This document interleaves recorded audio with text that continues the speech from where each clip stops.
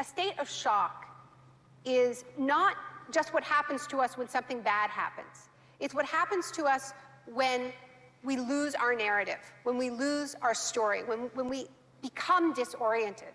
What keeps us oriented and alert and out of shock is our history.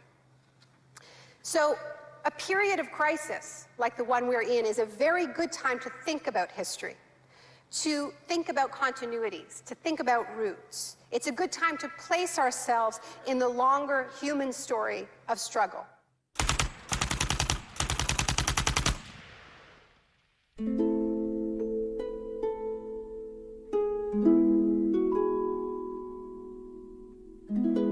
L'histoire a commencé le 1er juin 1951, le jour où des membres des services de renseignement occidentaux rencontrèrent en grand secret des universitaires à l'hôtel Ritz-Carlton de Montréal.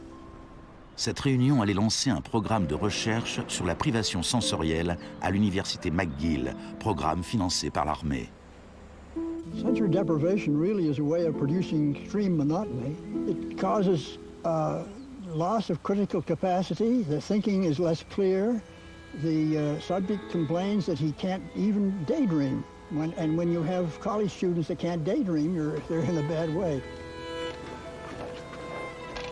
I began to think while we were doing our experiments that it's possible that something that involves physical discomfort or even pain might be more tolerable than simply the deprivation conditions that we studied. Ebb décida de cesser de travailler sur le programme. But I had no idea when I suggested that what a vicious weapon, potentially vicious weapon, this could be. These are the days and ours are the occasions. Mais les expériences se poursuivirent sous la direction du chef du département psychiatrie, l'ambitieux docteur Ewen Cameron. What he did was much more than what we had done. We did our work strictly with the understanding that the subject could get up and walk out at any point he wished to, and some of them did. Les patients de Cameron n'eurent pas cette chance. L'Institut Allen, qui abritait les services de Cameron, devint une prison macabre, où le psychiatre se livrait à d'étranges expériences sur ses patients. Cameron voulait déstructurer ou nettoyer l'esprit de ses patients, de façon à pouvoir les reconstruire à partir de zéro. Janine Huard était une jeune mère de 4 enfants et elle souffrait de dépression post-natale. I used to shiver when they told me about you're going to get a shock treatment tomorrow. I used to shiver. I was so scared of it.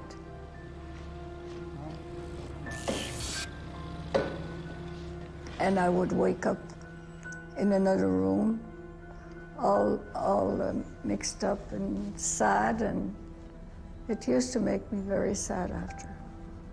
You're just like a zombie walking around. Cameron combinait électrochoc, cure de sommeil et messages enregistrés passés en boucle. It says, Janine, Janine, you are running away from your responsibility. You don't want to take care of your husband and children. All the time, the same thing. It sounds like you were being interrogated. Yes, interrogation, but for what purpose? Il ne fallut pas longtemps à la CIA pour mettre en pratique les expériences de Cameron. De nombreuses techniques du docteur figurent dans le Kubark, le manuel d'interrogatoire de l'agence. Les phrases suivantes en sont tirées. It's a fundamental hypothesis of this handbook that these techniques are in essence methods of inducing regression of the personality. There is an interval, which may be extremely brief, of suspended animation, a kind of psychological shock or paralysis. Experienced interrogators recognize this effect when it appears and know that at this moment the source is far more open to suggestion, far likelier to comply than he was just before he experienced the shock.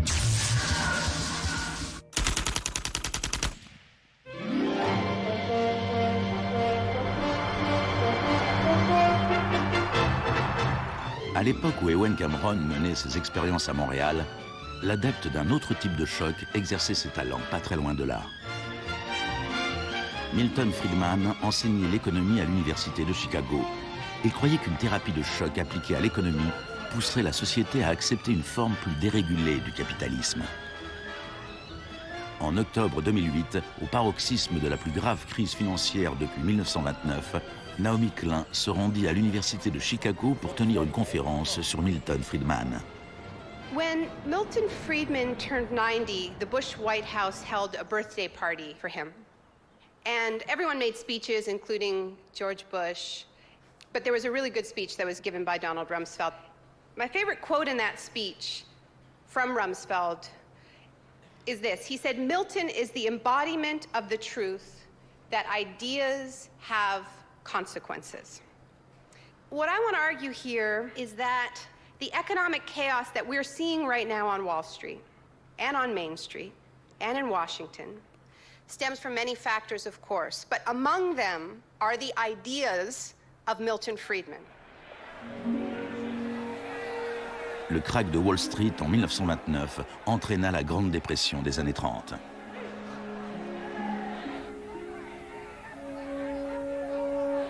Au cœur de la thèse de Friedman, il y a son opposition au New Deal que le président Franklin Roosevelt décrivit dans son discours d'investiture. Our greatest primary task is to put people to work. This is no unsolvable problem if we face it wisely and courageously. Let me assert my firm belief that the only thing we have to fear is fear itself. Influencé par les idées de John Keynes, Roosevelt lança un vaste programme d'emploi dans les services publics afin de résorber le chômage. Today, depression is a fading memory. Millions of men and women have found employment, and with it confidence and hope. Ce ne fut pas si simple. La dépression dura jusqu'à la Seconde Guerre mondiale, mais après la guerre, le plan Marshall répandit en Europe le modèle keynésien de régulation et d'intervention de l'État.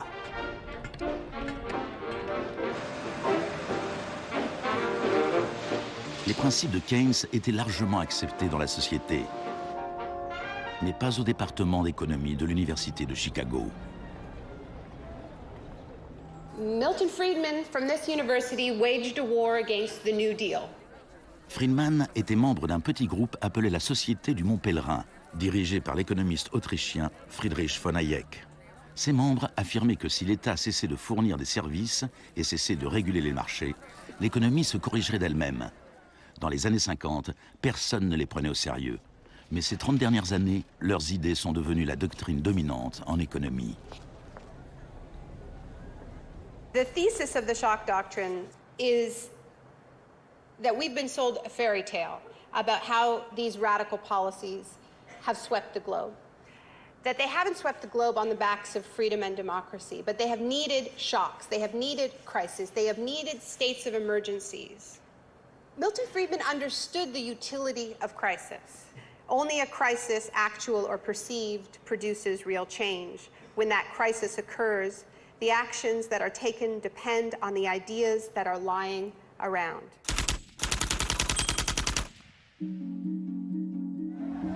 C'est au Chili que les disciples de Friedman apprirent pour la première fois à exploiter un choc ou une crise de grande ampleur. Usually the official storytellers of neoliberalism, the official publicists, don't even mention Chile. They start the story with Thatcher and Reagan because it's much more flattering that way. Dans les années 50 et 60, les politiques progressistes de développement mises en œuvre au Chili étaient un exemple pour tous leurs voisins. L'État investissait dans la santé, l'éducation et l'industrie. Les sociétés américaines commencèrent à s'inquiéter pour leurs investissements. La réaction du département d'État américain fut de financer les études des étudiants chiliens et sud-américains afin qu'ils puissent venir étudier l'économie de marché auprès de Milton Friedman. The University of Chicago had a joint arrangement with the Catholic University of Chile, under which a great many Chilean students came to the University of Chicago, were trained by us and received PhDs. Ces étudiants retournèrent au Chili pour y enseigner. Le département économie de l'Université catholique de Santiago devint une mini-école de Chicago. Arnold Harberger, l'économiste responsable du programme, se décrivait lui-même comme un missionnaire dévoué corps et âme. En 1970, le gouvernement d'unité populaire de Salvador Allende remporta les élections en présentant un programme de nationalisation de larges secteurs de l'économie. la compagnie de téléphone chilienne appartenait en majorité à une compagnie américaine, ITT, qui fut à la pointe du combat pour empêcher l'élection d'Allende. ITT avait le soutien de Richard Nixon à la Maison-Blanche. I was not there, but I can tell you what we now know to be a fact. He ordered the CIA to prevent Allende from assuming the presidency. And indeed, they tried to get me to lean on the Chilean military right after Allende was elected. Malgré tous les efforts de la CIA, Allende fut officiellement déclaré président.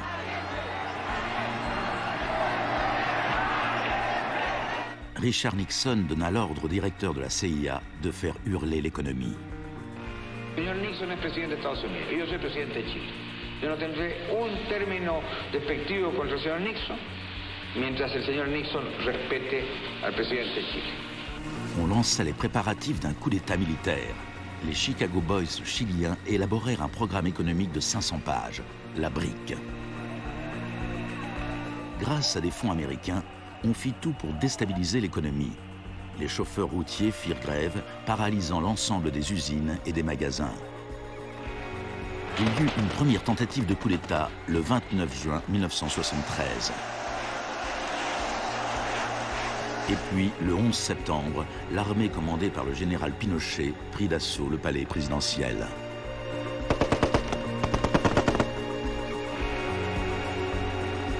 Cela faisait 41 ans que le Chili vivait dans une démocratie pacifique, quand elle fut brutalement renversée par la violence.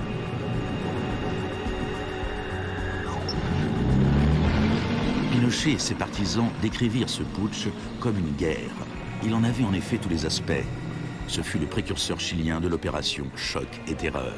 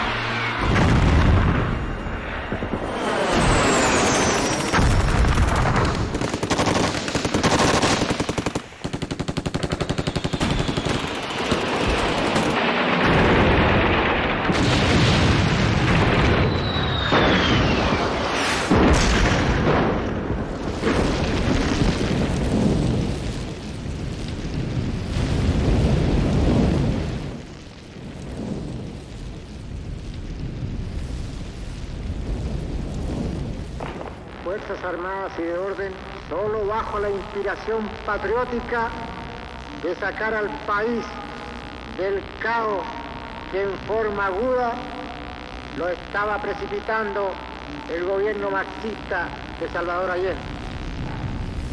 Les Chicago Boys remirent leur programme économique, la BRIC, à Pinochet.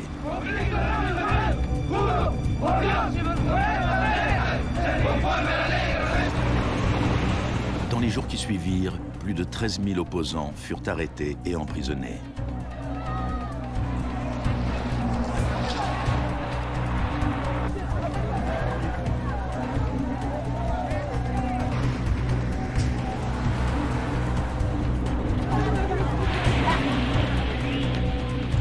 Des milliers de prisonniers furent enfermés dans le stade national.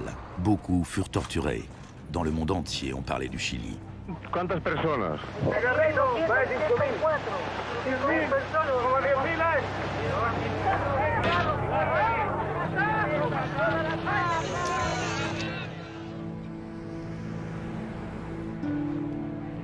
Début novembre, 5000 prisonniers furent relâchés.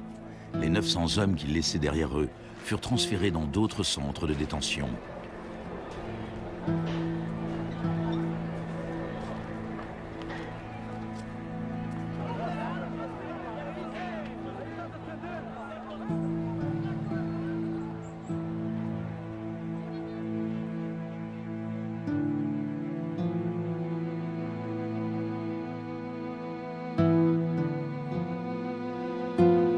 Moins d'un mois plus tard, la FIFA autorisait le Chili à disputer un match qualificatif pour la Coupe du Monde dans ce même stade. Leur adversaire, l'Union soviétique, refusa d'y jouer. Le Chili fut autorisé à marquer dans un but vide et put ainsi disputer la Coupe du Monde 1974.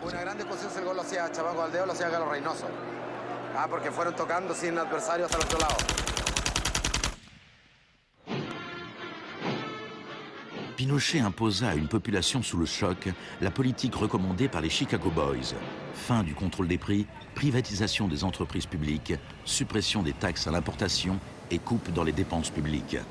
Plus tard, Friedman reconnut ouvertement l'importance de l'expérience chilienne. Here was the first case in which you had a movement toward communism, which was replaced by a movement toward free markets. Ce fut un échec. Un an plus tard, l'inflation s'élevait à 375% par an. C'était la plus forte au monde. Alors, en mars 1975, Arnold Harberger et Milton Friedman s'envolèrent pour Santiago. He used a phrase that had never before been used in a real-world economic crisis. He called for shock treatment.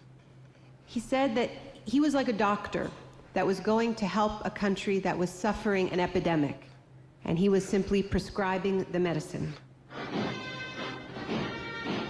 Friedman écrivit que le général Pinochet était séduit par l'idée d'un traitement de choc, mais qu'il était clairement effrayé par le chômage provisoire qui pourrait en découler.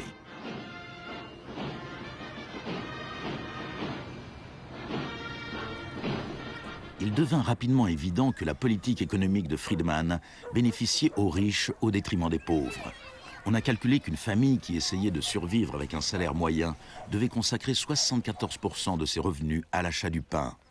Les tickets de bus ou le lait étaient devenus un luxe. Pinochet supprima la distribution gratuite de lait à l'école, une mesure qui fit écho à la politique controversée d'une jeune ministre de l'Éducation en Grande-Bretagne, qui devint plus tard son amie.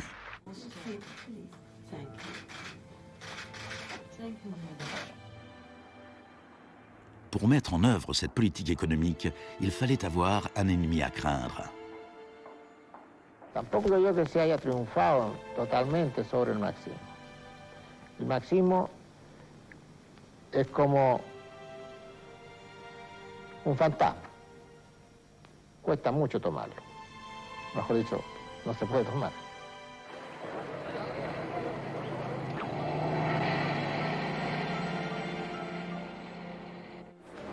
Friedman et Harberger soutenaient que l'économie de marché était inséparable de la liberté et de la démocratie. Mais au Chili, où leurs idées étaient mises en application dans le contexte d'une dictature militaire, c'est le contraire qui était vrai. De nombreux Sud-Américains établirent un lien direct entre les chocs économiques qui appauvrissaient des millions de gens et l'épidémie de torture infligée à ceux qui croyaient en une société différente. L'un d'entre eux était Orlando Letelier. Letelier avait été l'ambassadeur d'Allende à Washington. Il passa une année entière dans les prisons de Pinochet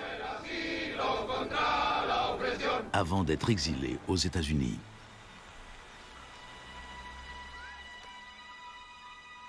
Voici ce qu'écrivait Letelier en 1976. Ce plan économique a dû être imposé par la force, et dans le contexte chilien, cela ne pouvait être obtenu que par l'assassinat de milliers de personnes, l'établissement de camps de concentration dans tout le pays et la détention de plus de 100 000 personnes en 3 ans.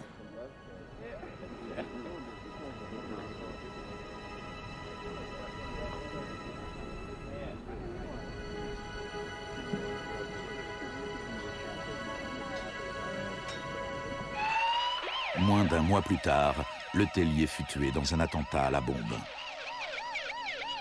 Good evening. A powerful bomb today tore through a car as it was driving along Washington's usually quiet Embassy Row. The Chilean was Orlando Letelier, who also had been foreign minister during the last months of the late Salvador Allende's Marxist regime. Richard Roth reports. Un membre de la police secrète de Pinochet, Michael Townley, était derrière l'attentat. Il était entré aux États-Unis grâce à un faux passeport avec l'accord de la CIA. Michael, buenas noches. Buenas noches, Pablo. La opinión del Poder Judicial chileno, ¿hay confianza en él? Mire, yo confío plenamente en la justicia chilena como patriota y luchador antimarxista y juntista por sobre todas las cosas. Malgré sa confiance, Thornley fut extradé aux États-Unis et condamné pour le meurtre de Letelier. Au Chili, la dictature militaire de Pinochet dura 17 ans. Et pourtant, Harberger refusait toujours de voir la réalité. You cannot have a repressive government for long within a genuinely free economic system. L'année même où Orlando Letelier fut assassiné, Milton Friedman reçut le prix Nobel d'économie. You know, you people have such a distorted idea of what went on. Let me tell you some facts. Number one, I was offered 2 honorary degrees by universities in Chile before I went down. I refused to take them because those universities were being supported in part by public funds, and I did not want to appear in any way to provide any support to the political system in Chile. I'm not a representative of Chile. I'm not an advisor to Chile. I have no commitments to the government of Chile.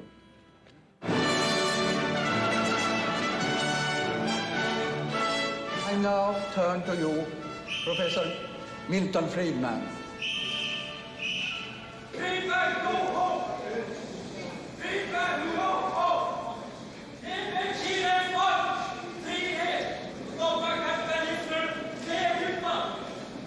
I am very sorry for this incident.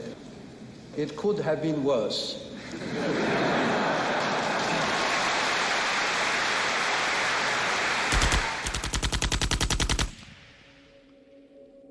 What I'm trying to do in the shock doctrine is tell an alternative history of how this savage stream of pure capitalism that we've been living, capitalism unrestrained, came to dominate the world. Le Chili n'était pas le seul pays d'Amérique latine qui suivait la politique préconisée par l'école de Chicago. Les disciples de Friedman tenaient des postes clés au Brésil et ils conseillaient le gouvernement uruguayen.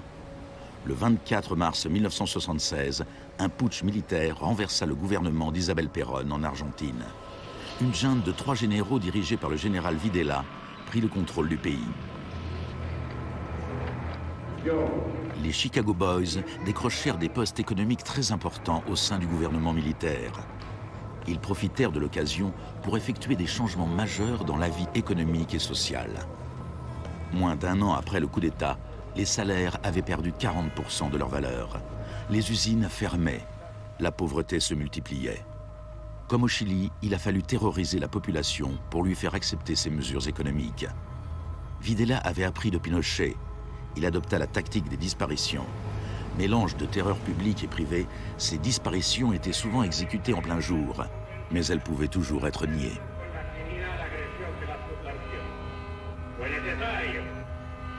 Cumplimiento de la misión que la nación le tiene asignada, articular la defensa de la sociedad argentina. Las reglas de esta guerra no convencional, que no buscamos ni provocamos, son distintas. De nombreuses techniques utilisées par les militaires chiliens et argentins leur avaient été enseignées à l'École des Amériques, dirigée par les États-Unis. Torture techniques taught, from rape to derobing to torture with pointed objects, breaking of extremities, poking eyes out, branding. In Latin America, there are various regimes which at the moment are abusing human rights. Political murder, torture, deportations, imprisonment without trial, using the techniques they may have learned in this establishment. You may be right. If you can say that the skills which we've taught here have been applied, I can't deny that. The use of torture of a known enemy soldier to gain some kind of military advantage, I think is justifiable and smart. To go beyond that, to use torture techniques merely to intimidate people is completely wrong, unethical and immoral. Mais en Argentine et au Chili, ces techniques de torture ne furent pas utilisées seulement sur des soldats ou sur des terroristes, mais sur des étudiants, des syndicalistes et sur tous ceux qui s'opposaient à la politique économique ultralibérale du régime.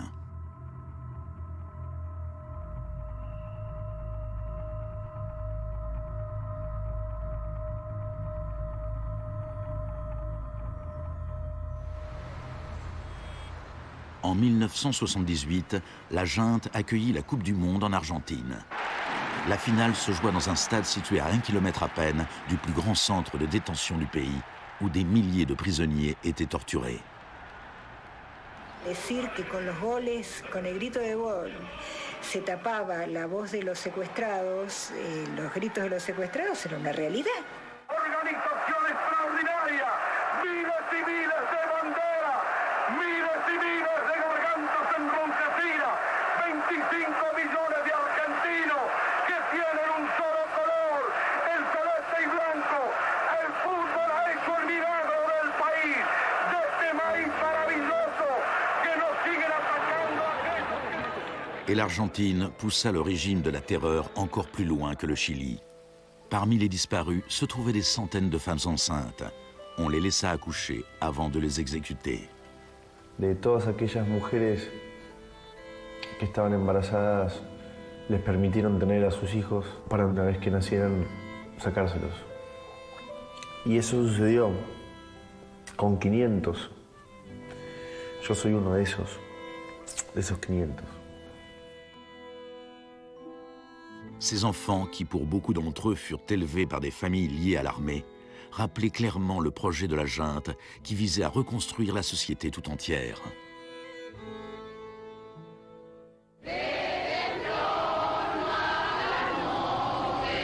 Alors que la junte était toujours au pouvoir, des mères et des grands-mères de disparus commencèrent à manifester sur la place de Mai.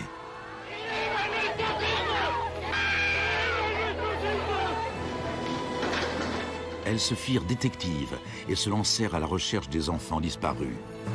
Après l'effondrement de la junte, certains enfants furent retrouvés et rendus à leur famille. Parfois, on trouvait leurs restes. La plupart du temps, on ne retrouvait rien.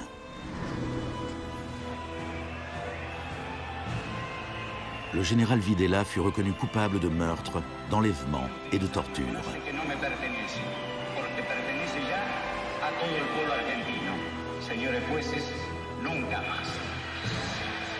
Il fut condamné à la prison à perpétuité.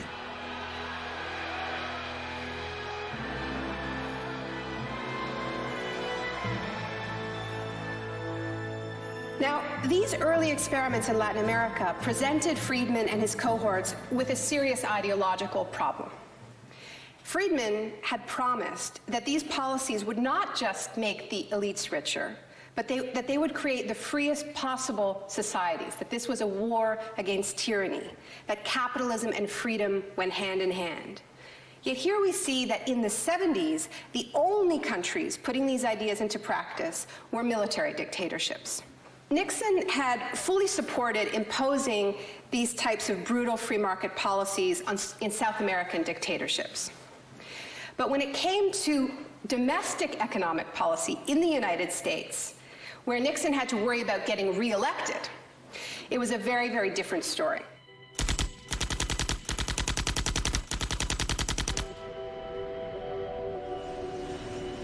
Friedman entretenait d'excellentes relations avec Nixon.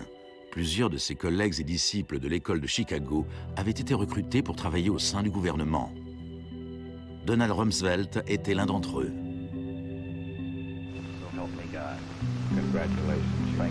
Mais en 1971, en plein marasme économique, Nixon tourna le dos aux idées de Friedman et imposa une politique de contrôle des salaires et des prix.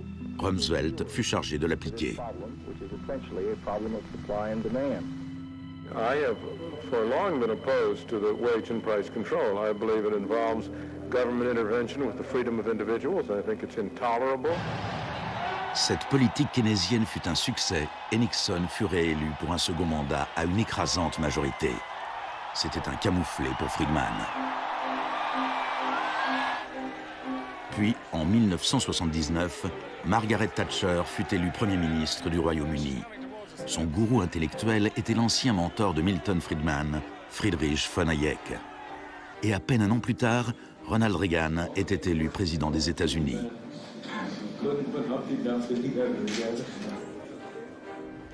La Grande-Bretagne et les États-Unis étaient désormais dirigés par des Friedmaniens sans état d'âme. Margaret Thatcher's program when she came in had 4 planks. Cut government spending, cut tax rates, reduce government ownership and operation of industries or regulation of industry, and have a moderate and stable monetary policy to bring down inflation. Après ses 3 premières années au gouvernement, le chômage avait doublé dans certains secteurs de l'économie, déclenchant des vagues de grève. La cote de popularité de Thatcher avait chuté de 25%. Des émeutes éclatèrent dans les grandes villes du royaume. Même les admirateurs de Thatcher se posaient des questions. The economic performance of the Thatcher government has been mixed.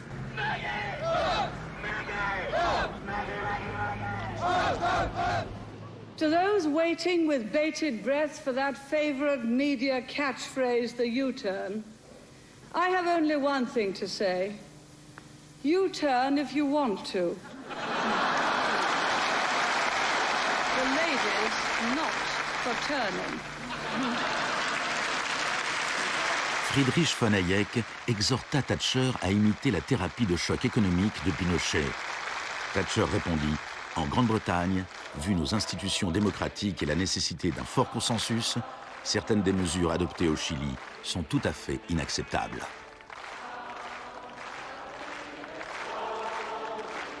Thatcher's profound unpopularity seemed to be proving once again that free market fundamentalism was simply too unpopular, too directly harmful to too many people to survive in a democratic state where governing requires getting the consent of the governed, unlike a military dictatorship.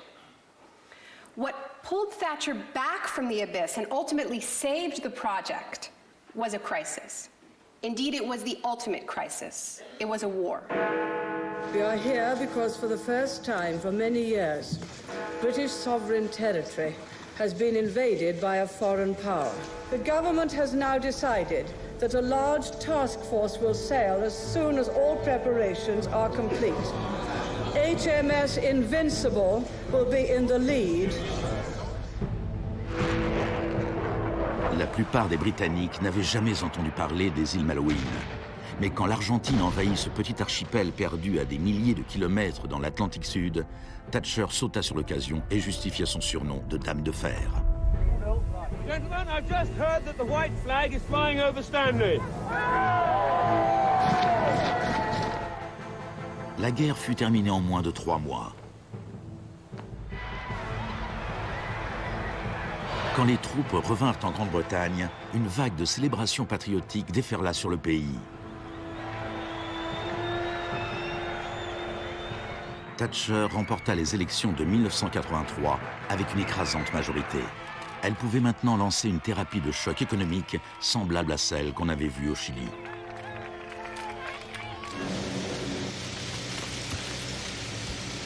L'Union nationale des mineurs était alors le plus puissant syndicat britannique. Quand l'Office national du charbon décida de fermer les puits, les mineurs ripostèrent par la grève.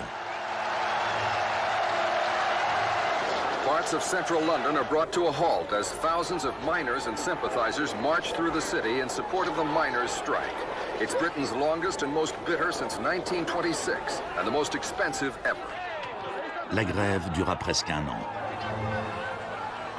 Thatcher utilisa tous les moyens à sa disposition pour en finir avec le syndicat.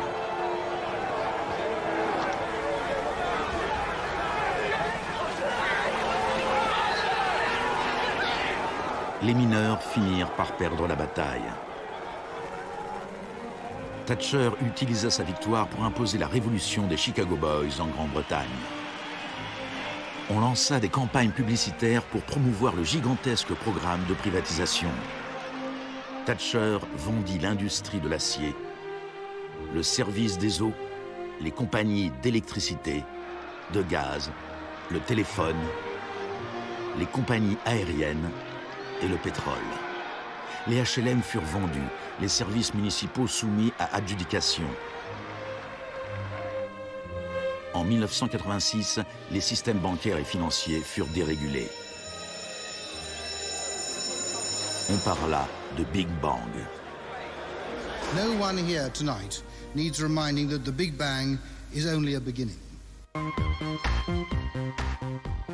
Dans la Grande-Bretagne d'avant Thatcher, un PDG gagnait 10 fois plus qu'un ouvrier. En 2007, il gagnait plus de 100 fois plus.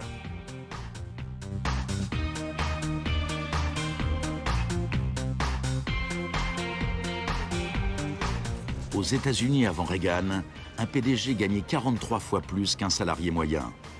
En 2005, il gagnait plus de 400 fois plus que ce même salarié. Friedman reconnut ouvertement l'importance de Thatcher et Reagan dans la propagation des idées de l'école de Chicago à travers le monde. The coincidence of Thatcher and Reagan having been in office at the same time was enormously important for the public acceptance worldwide of a different approach to economic and monetary policy. Thank you very much. What I'm describing now is a plan and a hope for the long term. The march of freedom and democracy, which will leave Marxism, Leninism on the ash heap of history as it has left other tyrannies which stifle the freedom and muzzle the self-expression of the people.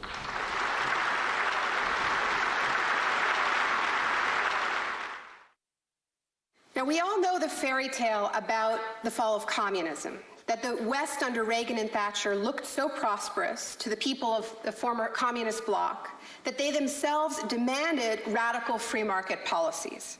Now, this really is a fairy tale. It is true that people who had been living under authoritarian communism genuinely wanted democracy. And it's also true that people wanted to be able to go out and buy blue jeans and have Big Macs. That is true. But that does not mean that they wanted the kind of Wild West capitalism of oligarchs gone mad and no social protections that so many Eastern Bloc countries actually ended up with and suffer under to this day. Thatcher, qui avait fait tout ce qu'elle pouvait pour briser la puissance des syndicats en Grande-Bretagne, se rendit en Pologne en 1988 pour afficher son soutien au syndicat ouvrier Solidarność.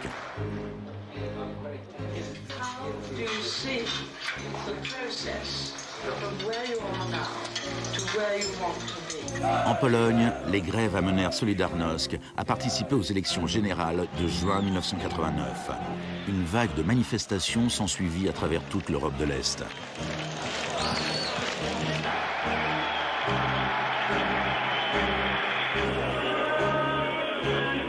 Par le passé, l'Union soviétique avait écrasé par la force tout mouvement démocratique.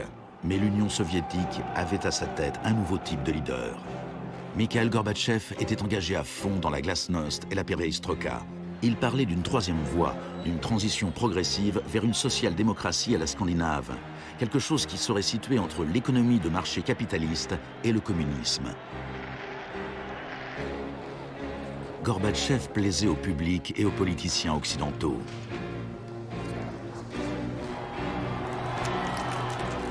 He's a bold, a determined and courageous leader. Gorbatchev regarda sans broncher les vieux régimes communistes s'effondrer les uns après les autres.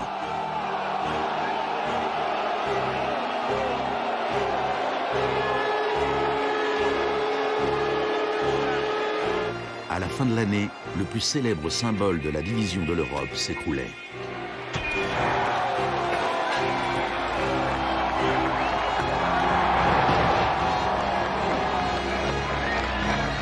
Pour Friedman et les Chicago Boys, c'est un nouveau monde qui s'ouvrait. En Union soviétique, Gorbatchev espérait pouvoir réformer l'économie en douceur. En 1991, il fut invité à la réunion du G7 à Londres. Il en attendait un soutien financier pour ses lentes réformes économiques. Mais on lui répondit qu'à moins de se lancer dans une thérapie de choc radical, il ne recevrait aucune aide. Le mois suivant, une tentative de coup d'État dirigée contre Gorbatchev éclata à Moscou. Les tenants de la ligne dure au sein du Parti communiste firent arrêter Gorbatchev dans sa maison de vacances en Crimée. Les tanks encerclèrent la Maison-Blanche, le Parlement russe.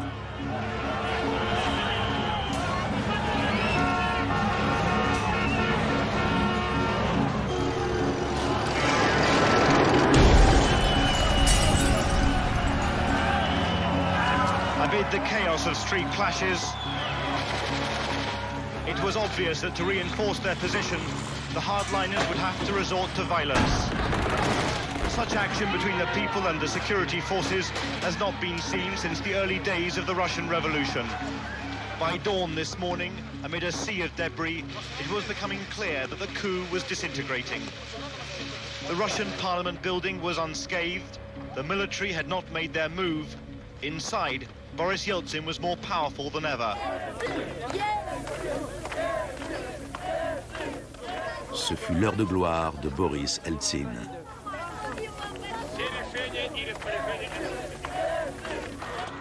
Gorbatchev fut libéré et revint à Moscou, mais son pouvoir était très affaibli.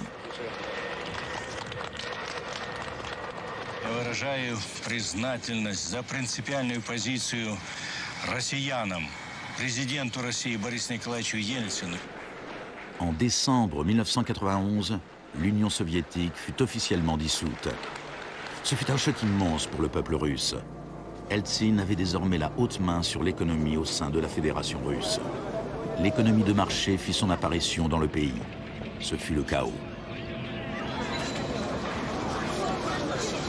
L'adoption par la Russie des principes de l'école de Chicago marqua une nouvelle étape dans la croisade du marché libre. Il y avait encore tout le choc, mais aucune thérapie.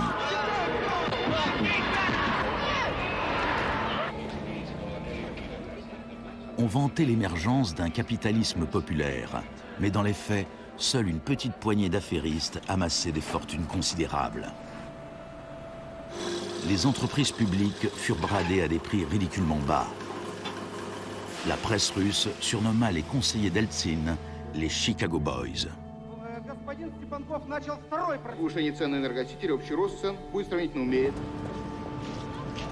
La thérapie de choc appliquée par Eltsine fut telle qu'en 1992, la consommation moyenne avait chuté de 40% en un an. Un tiers des Russes vivaient sous le seuil de pauvreté et les salaires étaient versés avec des mois de retard. One expert today predicted 140 million Russians will soon be living below the poverty line. La corruption sévissait partout. Le crime organisé explosa. Moscou était devenu le nouveau Far West.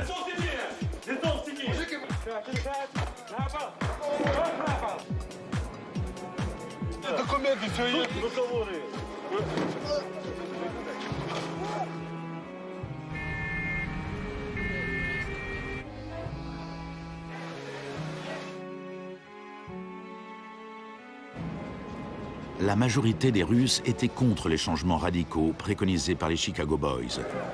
En mars 1993, le Parlement prit une décision cruciale.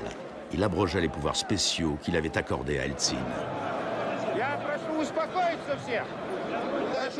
Eltsine décréta l'état d'urgence. Mais la Cour constitutionnelle déclara sa décision illégale.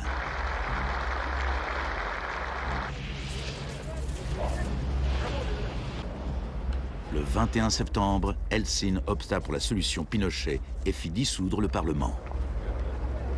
Сегодняшнего дня прерывается осуществление законодательной, распорядительной и контрольной функций съезда народных депутатов. L'Occident pesa de tout son poids du côté d'Eltsine. We feel that Boris Yeltsin is the best hope for democracy in Russia. 2 jours plus tard, le Parlement votait la destitution d'Eltsine par 636 voix contre 2. Des milliers de partisans des parlementaires s'assemblèrent devant la Maison-Blanche et marchèrent sur l'immeuble de la télévision.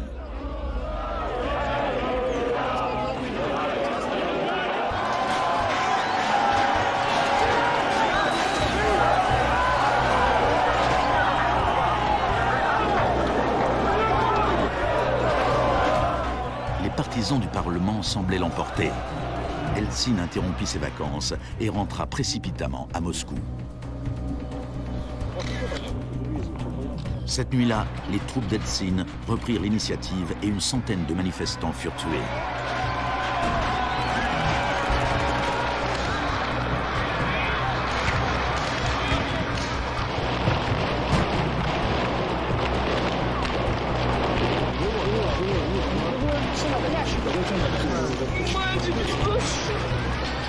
4 octobre, Eltsine donna l'ordre à ses troupes d'attaquer la Maison-Blanche, faisant pilonner le bâtiment même qu'il avait défendu 2 ans plus tôt.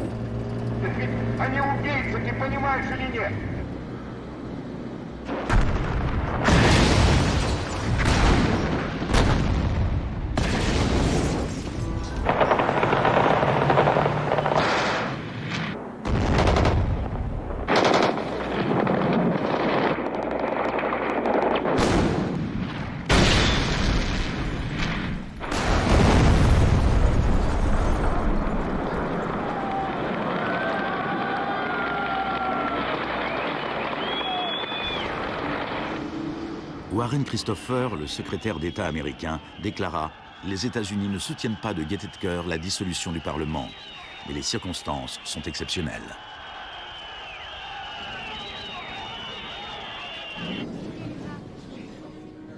Eltsine avait désormais le pouvoir absolu et suivant les conseils de ses Chicago Boys, il développa un capitalisme des copains. On privatisa ce qui restait des entreprises industrielles d'État en créant au passage une nouvelle classe d'hommes d'affaires milliardaires, dotés d'une énorme influence politique, les oligarques. En 1998, 80% des fermes russes étaient en faillite et 70 000 usines d'État avaient fermé. En 8 ans, le nombre de Russes vivant dans la pauvreté avait augmenté de 72 millions. Et pendant ce temps, Moscou était devenue la ville où l'on trouvait le plus de milliardaires au monde.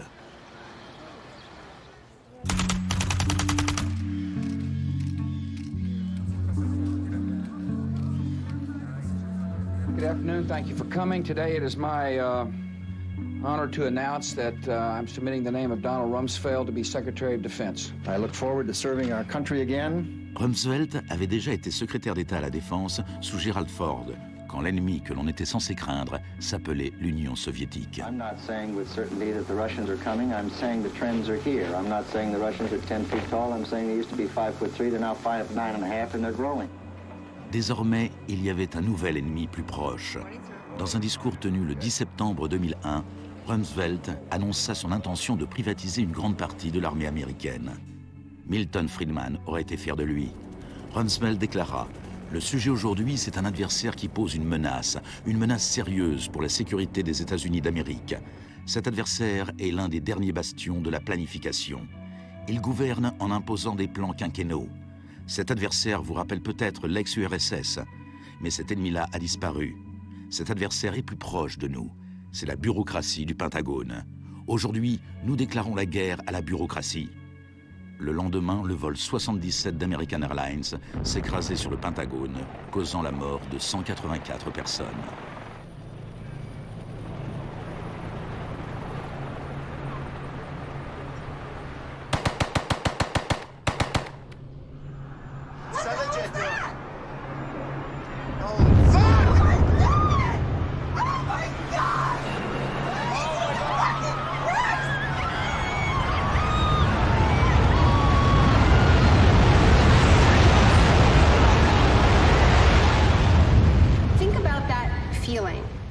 Attacks. Who are these people? Where did they come from? Why do they hate us? There was a total loss of collective narrative. We were not living in the world that we thought we lived in. And we kept hearing from our political leaders that everything we thought we understood before the attacks no longer applied. There was a new phrase, pre-9/11 thinking. And what happened in that moment is that suddenly news stories sort of magically appeared. That we were in a clash of civilizations. That's the world that we suddenly lived in. That there was an axis of evil, and that we were fighting a war against terror. Cette guerre abstraite et ingagnable a eu d'énormes retombées économiques. Avant 2001, la sécurité intérieure n'avait rien d'une industrie. Aujourd'hui, elle brasse plus d'argent que toute l'industrie du cinéma et de la musique. Entre le 11 septembre 2001 et l'année 2006, le département de la sécurité intérieure a offert 130 milliards de dollars de contrats aux entreprises privées. C'est le complexe du capitalisme du désastre, une nouvelle économie bâtie sur la peur. This will be monumental struggle of good versus evil. The best defense against terror is a global offensive against terror, wherever it might be found. La première phase de cette guerre fut le bombardement de l'Afghanistan.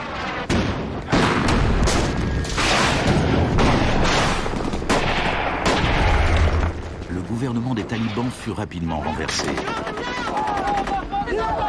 La gestion de l'après-guerre fut plus compliquée. Our fight against terrorism began in Afghanistan, but it will not end there. We're primarily looking at detainees that we can use. We're collecting intelligence.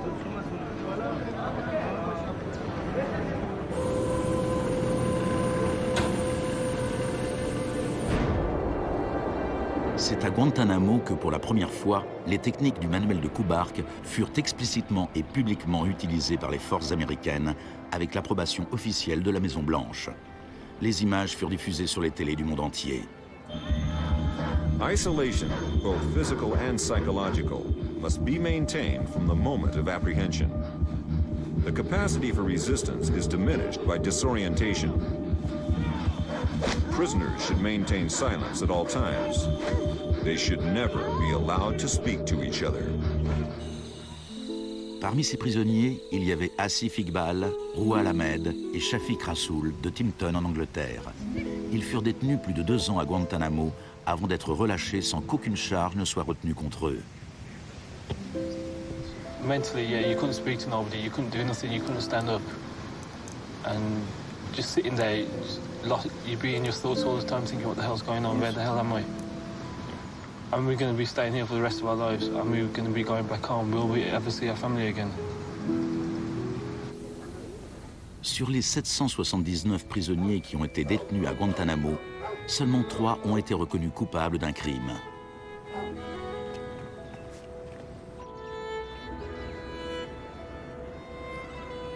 Well, the only thing I know for certain is that these are bad people. It was a message to the whole world, and the message was clear. It was, this is what happens to you if you get in our way. The war on terror is not about one man, and it is not about one country. De nombreuses raisons furent avancées pour justifier l'invasion de l'Irak.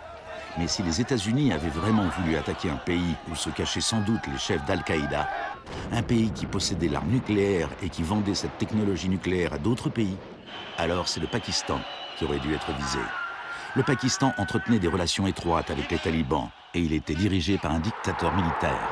Mais George Bush choisit comme cible l'Irak, un pays qui possédait les 3e plus grandes réserves de pétrole au monde.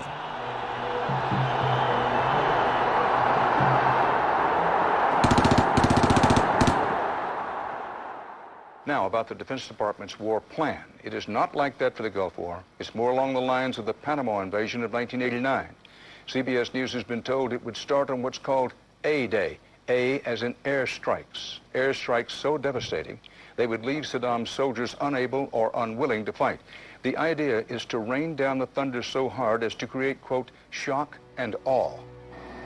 If the Pentagon sticks to its current war plan, one day in March, the Air Force and Navy will launch between 300 and 400 cruise missiles at targets in Iraq. More than were launched during the entire 40 days of the first Gulf War. The sheer size of this has never been seen before, never been contemplated before. Harlan Ullman is one of the authors of the shock and awe concept, which relies on large numbers of precision-guided weapons. So that you have this simultaneous effect, rather like the nuclear weapons at Hiroshima, not taking days or weeks, but in minutes.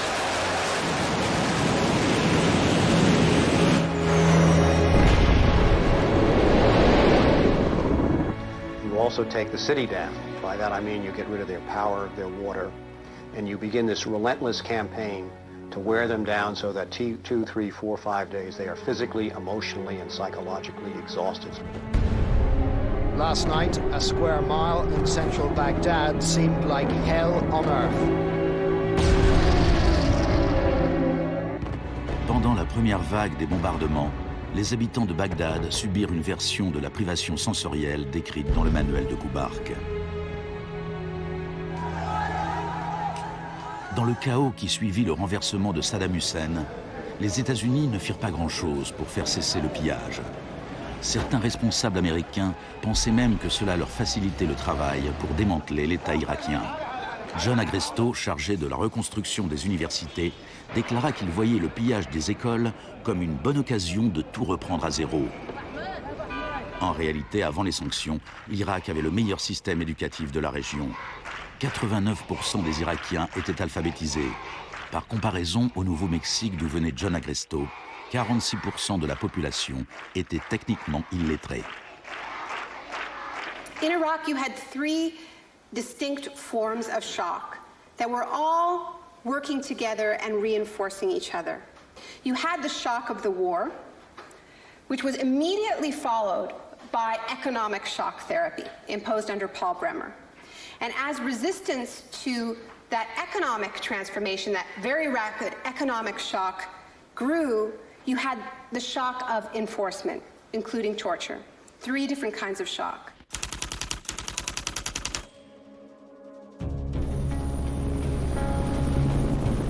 En mai 2003, Paul Bremer fut nommé administrateur américain en Irak. 2 semaines après son arrivée, il déclara le pays ouvert aux affaires. We consider that the coalition had very broad authorities to determine the direction of the Iraqi economy.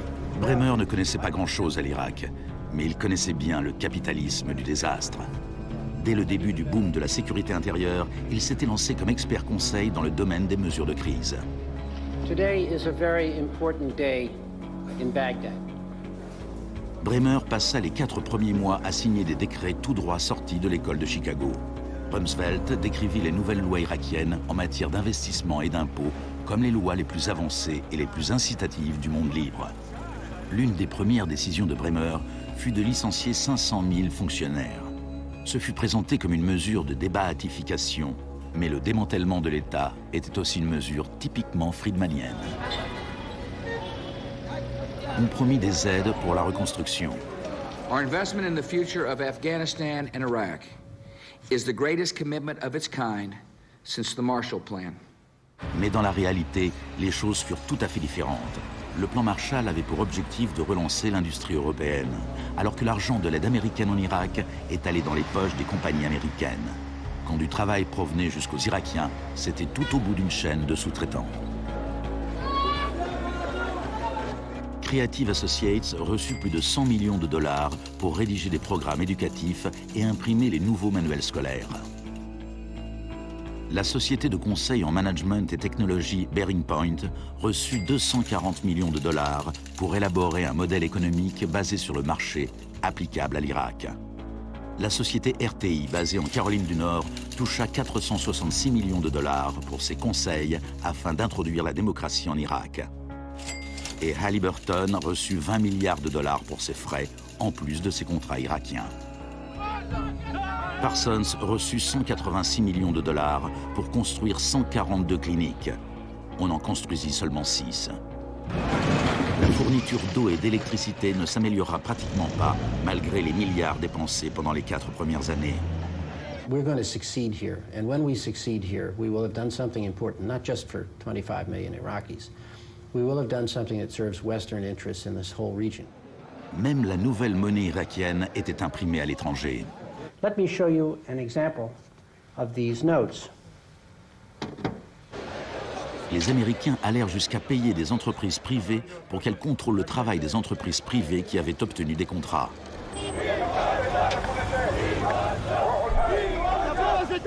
I was in Baghdad in 2004, and this is the period when bombs started to go off regularly in Baghdad. In fact, the night that I arrived, a bomb went off very near our hotel.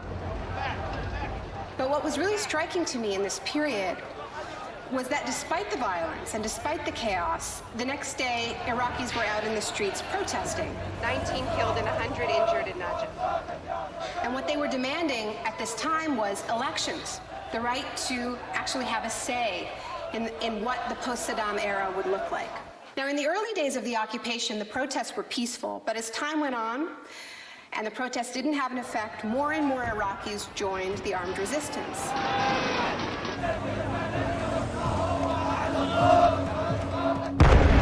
La violence devint le lot quotidien.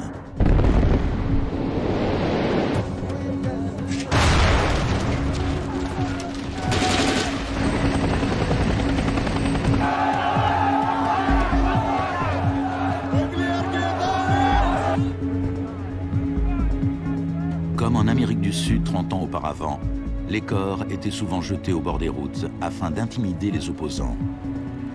Voilà les disparus d'Irak.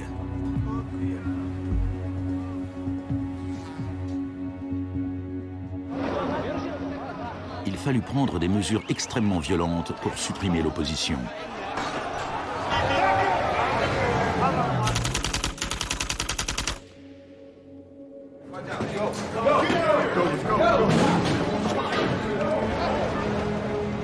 Pendant les 3 premières années et demie d'occupation, 61 500 Irakiens furent arrêtés.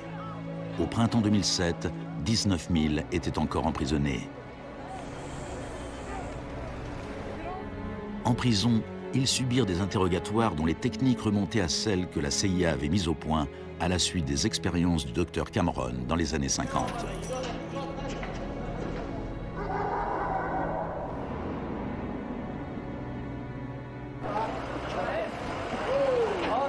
Selon la Croix-Rouge, les autorités militaires américaines reconnurent qu'entre 70 et 90% des arrestations en Irak étaient arbitraires.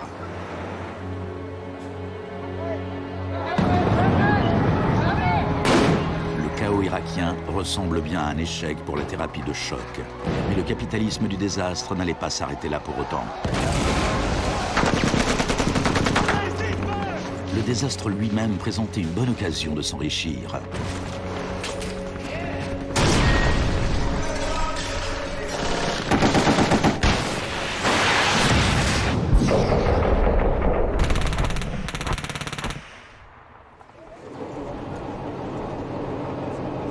Les dépenses militaires américaines ont pratiquement doublé depuis 2001. Elles frôlent maintenant les 700 milliards de dollars par an.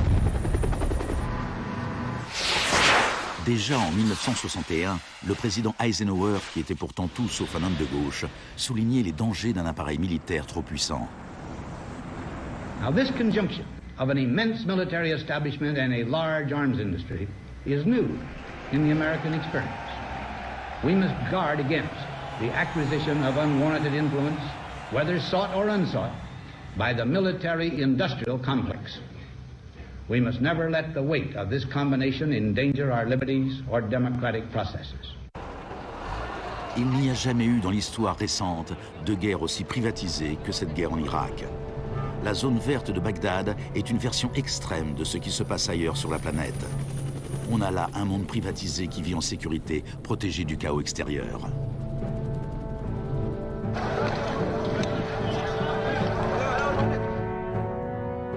En 1991, pendant la première guerre du Golfe, pour 100 soldats réguliers, on trouvait un contractuel privé. En 2003, au début de la guerre en Irak, pour 100 soldats, on comptait 10 contractuels. En 2006, pour 100 soldats, il y avait 33 contractuels. Un an plus tard, pour 100 soldats, il y en avait 70. En juillet 2007, il y avait plus de contractuels en Irak que de soldats réguliers. On était bien au-delà de ce que Milton Friedman lui-même aurait osé rêver. The only things I would not denationalize are the armed forces, the courts, and some of your roads and highways. L'une des plus importantes sociétés de sécurité était la société américaine Blackwater. En avril 2004, pendant le soulèvement de Najaf, Blackwater prit le commandement des opérations malgré la présence des Marines. Des dizaines d'Irakiens furent tués lors des combats. Les États-Unis avaient garanti aux mercenaires qu'aucune loi irakienne ne s'appliquerait contre eux. Ils opéraient donc en toute impunité, un peu comme à Guantanamo. I asked your Secretary of Defense a couple months ago what law governs their actions. Mr. I was going to ask him. Go ahead.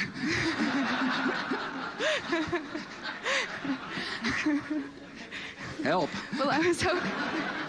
De même que la thérapie de choc de Cameron laissait ses patients perdus et brisés, les multiples chocs infligés à l'Irak ont réduit le pays à un violent chaos sectaire, sans foi ni loi.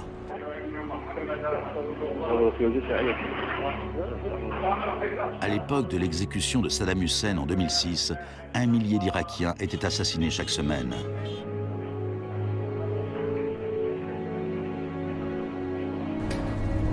En avril 2007, le Haut Commissariat des Nations Unies pour les réfugiés estimait à 4 millions le nombre de personnes qui avaient dû quitter leur maison. Des centaines de milliers d'Irakiens étaient morts. I think the historians will write very clearly that we did a great and noble thing here.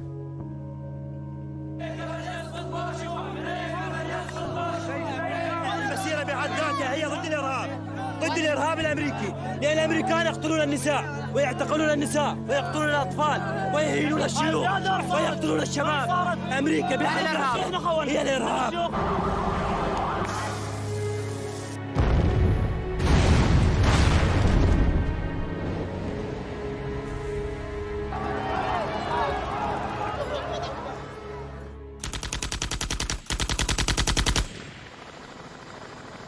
Quand l'ouragan Katrina frappa la Nouvelle-Orléans en août 2005, le monde découvrit avec stupéfaction une sorte d'apartheid du désastre.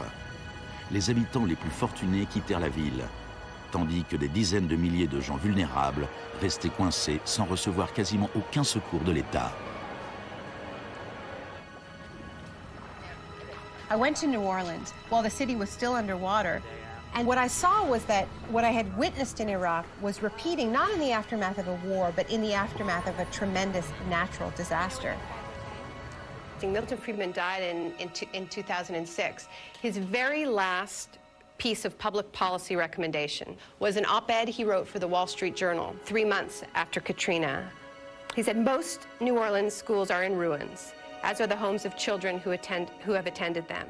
The children are now scattered all over the country. This is a tragedy. It is also an opportunity to radically reform the education system. He was advocating the wholesale privatization of the school system of this city. It was his sort of swan song.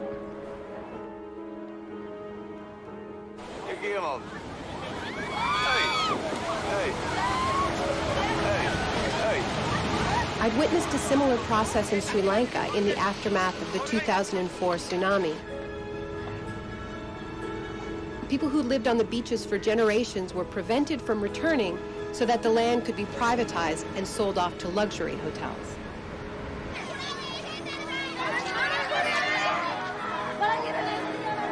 And this is exactly what I mean by the shock doctrine, the systematic raiding of the public sphere in the aftermath of a disaster. When people are too focused on the emergency, on their daily concerns, to protect their interests.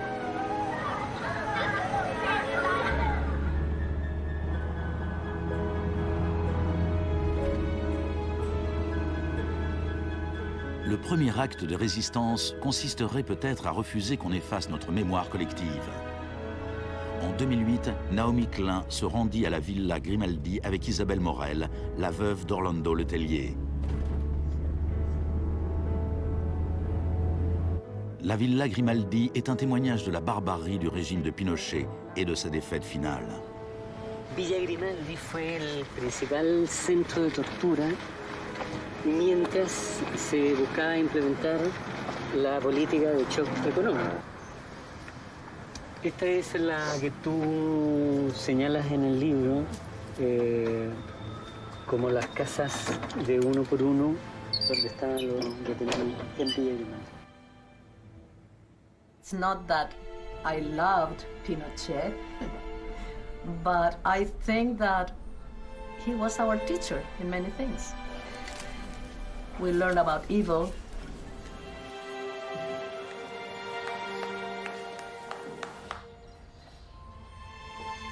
En 1998, Pinochet fut arrêté lors d'une de ses visites à Londres. Sa vieille alliée Margaret Thatcher lui apporta son soutien.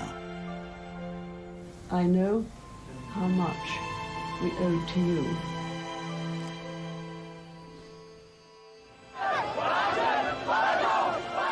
Il a fallu 30 ans pour que l'expérience économique inaugurée par Pinochet se fraye un chemin de l'autre côté du globe, jusqu'en Irak.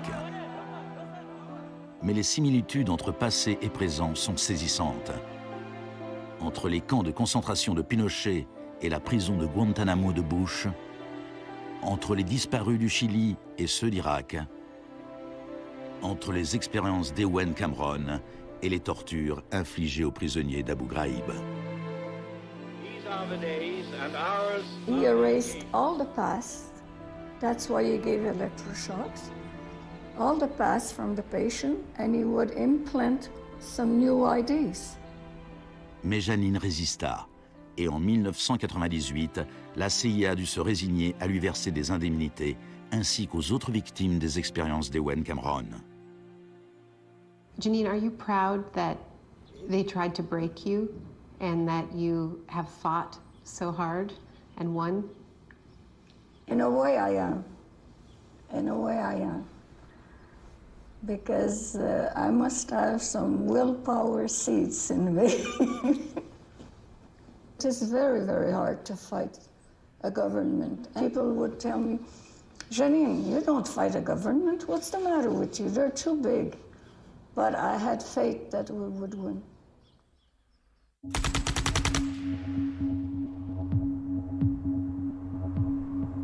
Par nature, les marchés dérégulés sont volatiles. On laisse enfler des bulles financières qui inévitablement explosent. Depuis la dérégulation et le Big Bang des années 80, il y a eu plusieurs krachs boursiers. En 1987, il y eut le lundi noir. Les marchés dégringolèrent. Ce fut la plus forte chute de l'histoire du marché financier sur une seule journée. En 1992, il y eut le mercredi noir, le jour où les spéculateurs firent fortune en misant contre la livre sterling. En 1997, la contagion atteignit l'Asie. En un an, 600 milliards de dollars disparurent en fumée sur les places boursières.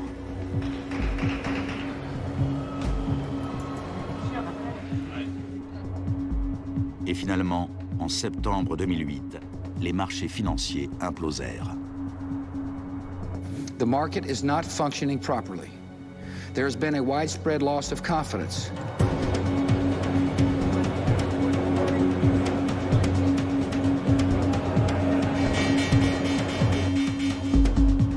Le 14 septembre, Lehman Brothers se déclara officiellement en faillite. Et pourtant, une semaine plus tard, on apprenait que ces traders de New York allaient se partager 2,5 milliards de dollars de bonus. On estime que les firmes de Wall Street ont versé 18 milliards 400 millions de dollars de bonus l'an dernier, l'année du krach. Despite the torrent of populist rhetoric about taking on the fat cats and standing up for the little guy and saving Main Street, not Wall Street, we are witnessing a transfer of wealth of unfathomable size. It is a transfer of wealth from public hands, from the hands of government, collected from regular people in the form of taxes, into the hands of the wealthiest corporations and individuals in the world. Needless to say, the very individuals and corporations that created this crisis. We are in the midst of a once-in-a-century credit tsunami. I found a flaw. I don't know how significant or permanent it is, but I've been very distressed by that fact. Aux États-Unis, c'est la crise financière qui a assuré la victoire d'Obama. Les Américains voulaient changer de cap. Hello, Chicago! This crisis is clearly understood by almost everyone as being the direct result of this particular ideology of deregulation and privatization. La gravité de la crise offre l'espoir d'un changement. The shock doctrine as a strategy relies on us not knowing about it for it to work. And what I find most hopeful about the current economic crisis is that this tactic is getting tired, because that element of surprise is no longer there. We're on to them, and it's not working. We're becoming shock resistant. La dernière fois qu'une crise financière aussi grave a frappé le monde, on avait opté pour la politique keynésienne du New Deal. Let me assert my firm belief that the only thing we have to fear is fear itself. Plus d'1 million de personnes se sont rassemblées pour écouter le discours d'Obama lors de son investiture. Beaucoup de journalistes ont évoqué Roosevelt. Now, there's been a lot of talk recently about comparing Obama to Franklin Delano Roosevelt. So I want to talk a little bit about FDR because there's a great FDR story, and it could be an apocryphal one, about when he would be visited by some progressive organization or a union, and they would be proposing some new progressive policy that they wanted to be part of the New Deal. And he would hear them out, and he would listen to them, and then at the end he would say, now go out there and make me do it. And they did. In 1937, which was a pivotal year for the New Deal, do you know how many strikes there were in this country? 4,740 strikes, lasting an average of 20 days. Do you know how many strikes there were in 2007? 21. Now, the other reason to remember this history of struggle is that it tells us something very important, something that we need to remember at this moment when so much is at stake. It teaches us that if we want responses to this economic crisis that leave us with a world that is healthier, that is more just, that is more peaceful, we are going to have to go out there and make them do it. Thank you.